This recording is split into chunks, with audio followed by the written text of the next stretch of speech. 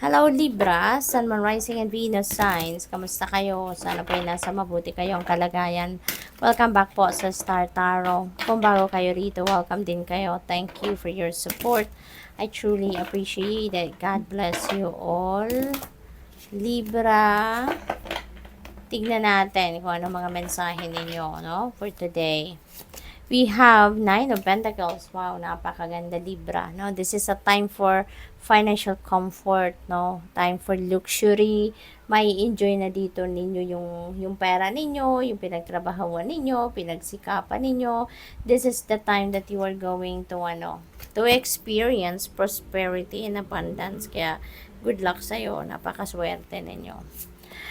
We have 10 of Wands. Ayan. Tens represents endings, no? And beginnings. Kaya, probably din ang iba sa inyo kung nakikita ninyo yung babae, di ba?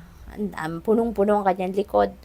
Pagod na, nakukuba na siya sa bigat, no? Ng bit-bit niya. So, probably ganun ang sitwasyon ng iba sa inyo dito, Libra. Maybe you are experiencing an overwhelming task.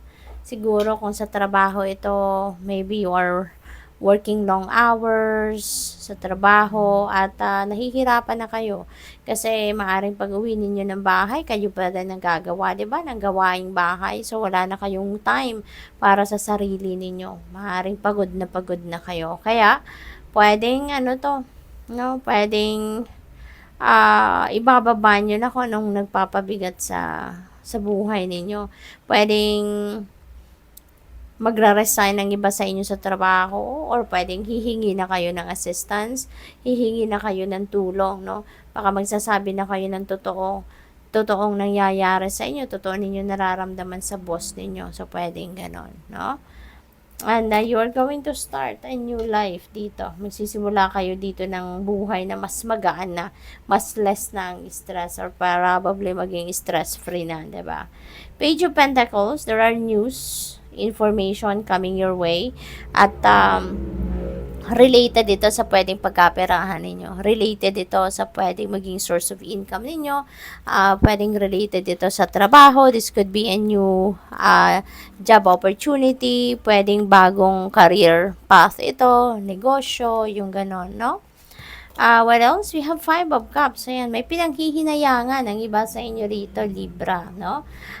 Gusto ninyong mag-move forward sa buhay, pero parang hindi kayo makausad pa, hindi pa kayo totally makapag-move forward kasi parang meron kayong pinaghihinayangan, meron pa rin kayong kinalulungkot, meron pa rin kayong attachment, no?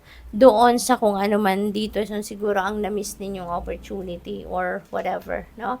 So, move on na kayo, no? Libra, it's easy, oo, it's easy said than done, pero the longer na mag-dwell on kayo sa kung ano ang nawala sa inyo or sa kung ano yung hindi nangyari, kung ano hindi nag-materialize, mas lalo kayong may stuck dyan ng matagal, hindi ba?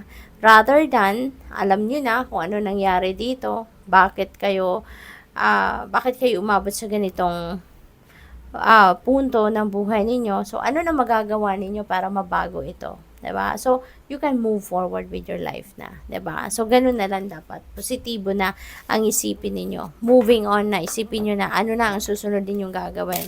Kasi sayang ng oras. Sayang ng mga pagkakataon. 'Di ba? So, what else? We have curiosity. Yan, ang iba sa inyo will take action towards finding something. No? Siguro, meron meron bagay dito na you are curious about. Meron kayong gustong diskubrihin. Meron kayong gustong alamin. Meron kayong gustong matutunan, no? Sa ngayon. So, which is really good. Kasi, kumbaga, gumagana yung utak ninyo rito. Gumagana yung isip ninyo. Maybe you're being so creative, yung ganon. Kaya, good luck sa'yo. Pero, parang mag-isa lang kayo, no? Yung mission ninyo rito, kung ano man ang gusto ninyo diskubrihin dito is, gusto mong gawin ito on your own, no? Yung kayo lang ang na mag-isa. New beginnings. Ayan. So, speaking of new beginnings, 'di ba? Sa 10 of Wands, talagang meron dito magsisimula ng bagong chapter sa buhay ninyo, which is really, really beautiful. Kasi, talagang magsisipag na kayo sa ngayon, you're going to get on your feet na and take action, no? Kaya magkakaroon na kayo ng pagsisimula, no? Magte-take action na kayo towards something. We have overflow, overwhelm, and plenty. Okay? So, this could be plenty of financial blessings, no? Plenty of financial opportunities. Overwhelming, no? Ito sa inyo. So, siguro ang dami ninyong pagpipilian, pwedeng ang daming perang dumating, pwedeng ang daming offer ng trabaho, pwedeng ganon, no? Na talagang maguguluhan siguro ang isip ninyo sa kung anong pipiliin ninyo. Meditation and stillness, maybe itong kailangan ninyo para mapag-isipan ninyong mabuti, para ano mo yun, mapili ninyo kung ano talaga ang tama para sa'yo, kung ano yung sa tingin ninyo yung best para sa'yo, no? So, put yourself in stillness, mag-meditate kayo, pagmuni-munihan ninyo ito, no? Pakinggan ninyo yung inyong intuition, kasi for sure, it will lead you to the right option, no? Dadalhin kayo nito sa tamang daan na dapat ninyong mapuntahan, no? So, tignan natin kung ano pa ang ganap. Para makapili kayo ng tama na, alam mo yun, hindi ninyo pagsisisihan, no? We have peace. Ayan. So, maybe you are seeking for peace. Maaring ito rin yung gusto ninyong hanapin. Maaring ito rin yung gusto ninyong ma-experience sa buhay ninyo, yung kapayapaan. Kaya, when you do meditation, when you put yourself into stillness, definitely, now may experience din nyo yung tranquility and peace. Kaya, gawin nyo yun. We have unfinished symphony. Maaring magsisimula kayong muli, no? Dito sa kung ano man ang naiwan ninyong unfinished business. Maaaring ipagpapatuloy nyo na yan sa ngayon, no? Kung ano man ito, pwedeng ano yan sa bahay, mga siguro nagra-renovate kayo, naputol. So ngayon, pwedeng ipagpatuloy ninyo yan. Pwedeng pag-aaral, 'di ba?